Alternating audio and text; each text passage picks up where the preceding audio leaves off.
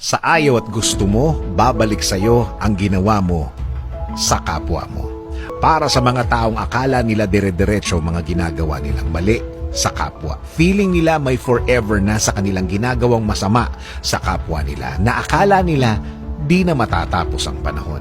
Para sa mga taong akala nila hindi na babalik ang mga ginagawa nila sa buhay ng iba, na kung mabuhay ay parang walang takot, walang tigil, walang preno sa masamang gawa nila. Ganun din ang masama.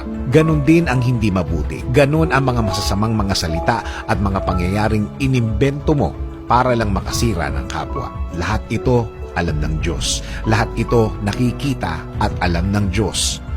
Kaya sa lahat ng mga biktima ng mga taong ganito, hindi kayo ang gaganti. Ayaw ng Diyos na mapahama kayo sa pagganti nyo sa kanila. Ayaw niya na mapasama kayo dahil kapag kayo ang gumawa ng pagganti, baka kayo pa ang mapahamak. Kaya siya na ang bahala sa mga nanakit sa'yo. Again, hindi ikaw ang gaganti. Hindi ikaw ang babawi. Hindi mo business yun. Hindi mo concern yun. Sa Diyos yun.